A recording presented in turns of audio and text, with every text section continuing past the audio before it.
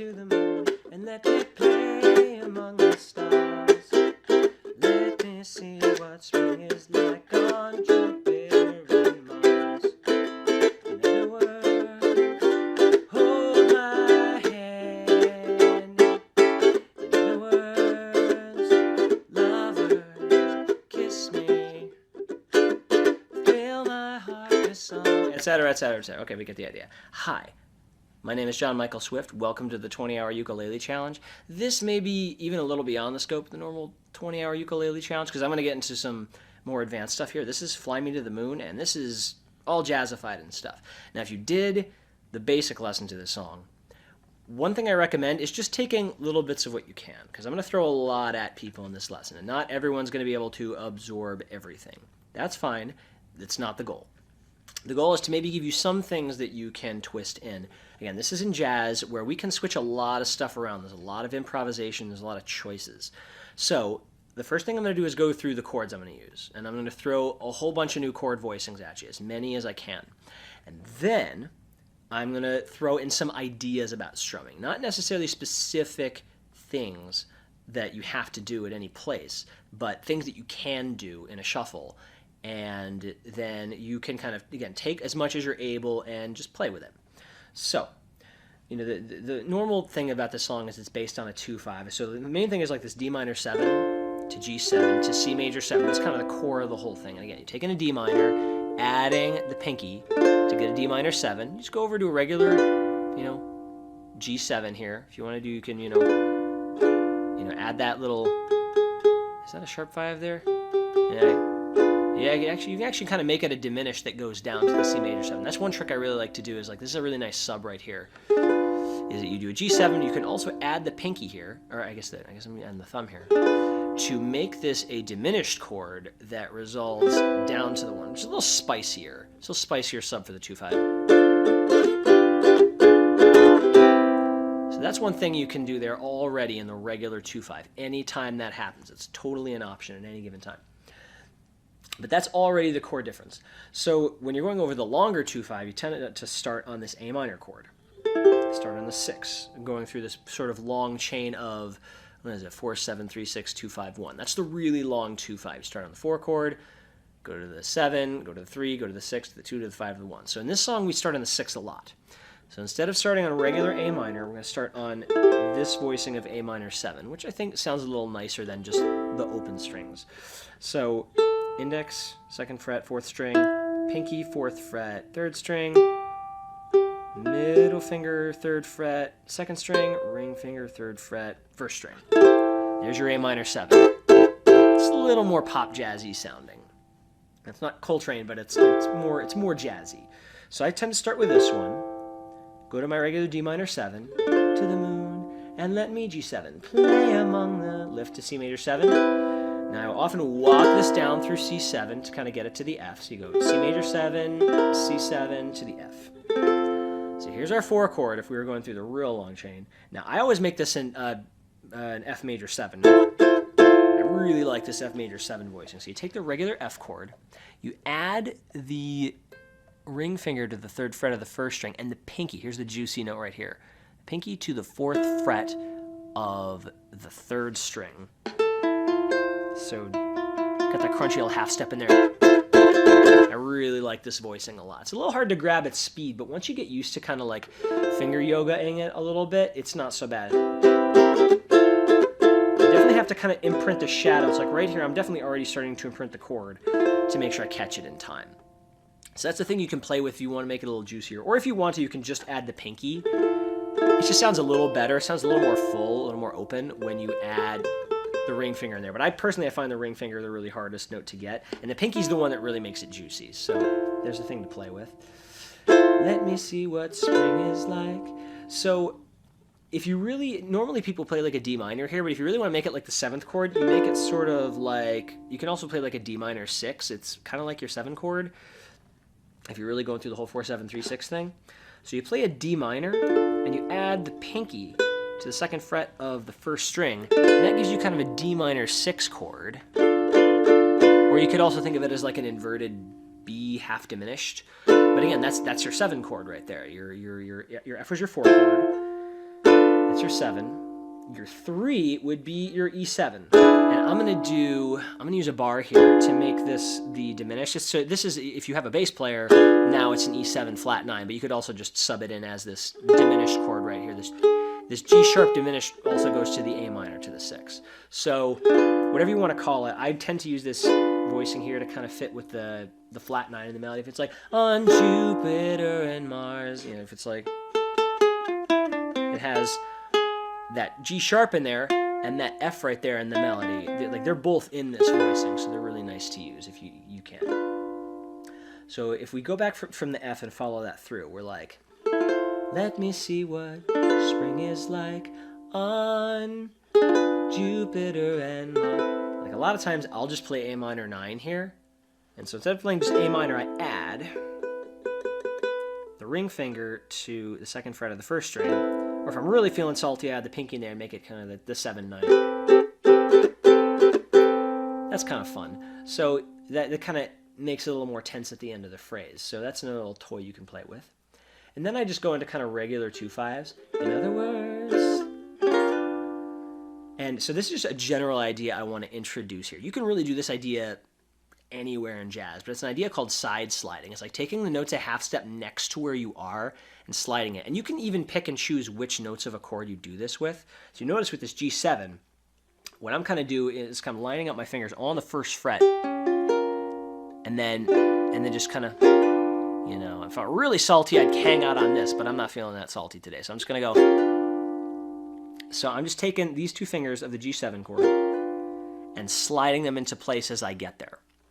And that makes it a little more jazzy. It adds some more chromaticism. So we're like D minor 7. Kind of hit the chord a little early with a push, and then your kind of slide lands on the 1. If it's like 1 and 2 and 3 and 4 and 1, that's kind of the timing of a push with a chromatic push like that usually. So we're going, in other words, and you'll hit it on an upstroke. You'd be like up, slide. It takes a little bit of getting used to with that sort of timing, but it's really useful to get used to. It's just a gesture that shows up a lot. So, in other words, hold my hand. And I really do like to go to just the E minor 7 here. I think it's just, you know, nicer voicing, real simple. Maybe would I add the 9 in there? You could. Nah, let's leave it in E minor 7 for now.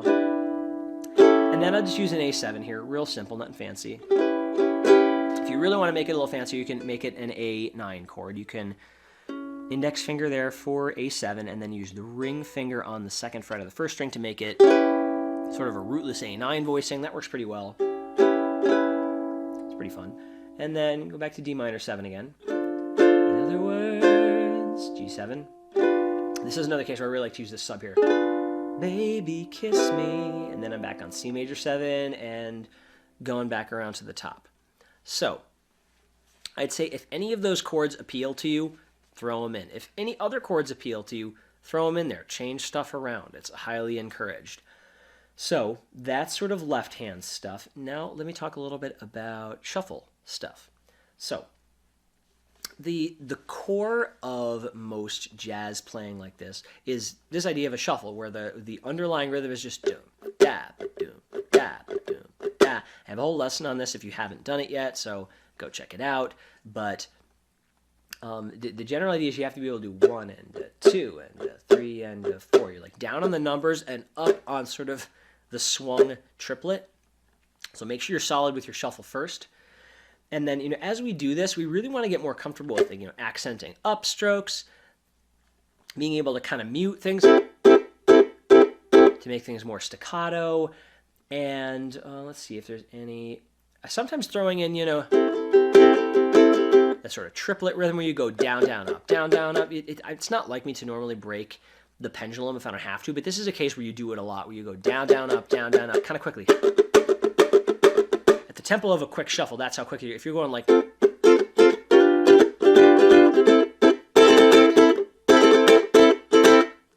You're like down and up, down and up. Yeah. Kind of like that. So that's another trick you can throw in there. Let me see if there's any other rhythms that I really like to throw in there. I mean, I think the push that I mentioned before, we were like down, We're like, you know, really accent that upstroke right before a downbeat. You can do that on any chord change. Down,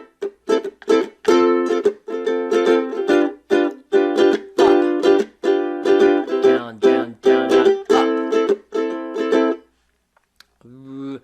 So those are just a couple ideas off the bat. But I mean, the whole idea is to just get used to down, up, down, up, down, up, down, up. But then, you know, try to make it really small. Try to say, what if you just accent a random upstroke? But then a random downstroke. And then a random upstroke.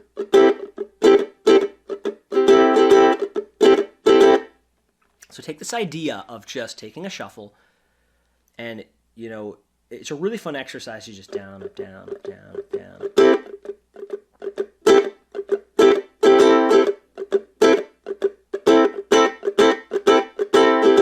Try to mix up as many things as you can. The staccatos, you know, just a whole bunch of open notes in a row, a really quick down or upstroke just out of nowhere, surprises. So take that idea first of just like no chords at all. Just mute and open strings. And you can play with accenting downstrokes, upstrokes, with staccato notes where you mute them really quickly, or even dynamics of being like quiet.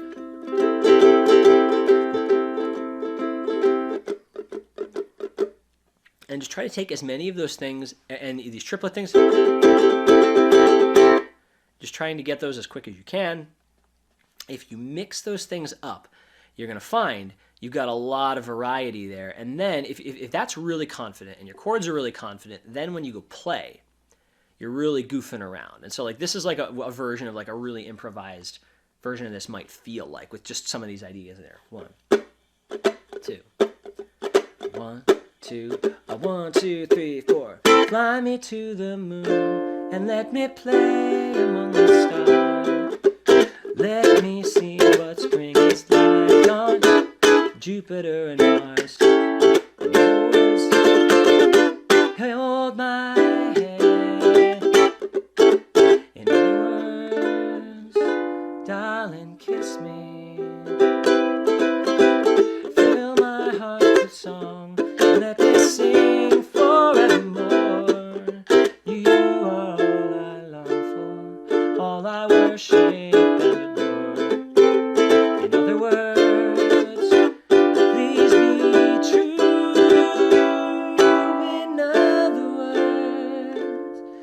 In other words, I love you.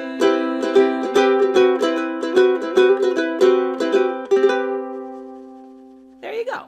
So, I mean, that's, you know, that's playing the song, you know, not trying to go super duper crazy, but it's, you know, using some dynamics, using some kind of like surprises, some, you know, some moments of sustain, varying the mood a lot to really try to pull people in a little bit more. And that's got to do with just playing with those elements, really getting control of them. And you might play with those same elements in a lot of songs. Like one thing I highly recommend if you want to really get good at stuff like this is find a lot of songs that are similar. My whole channel is based on the idea of really developing like little micro languages within music by taking a whole bunch of songs that are all really similar and doing them and kind of like shuffling the ideas around between them to really develop a mini language. It's the way language learning works, is taking a couple of elements and shuffling them around a lot of different ways and developing creativity with them.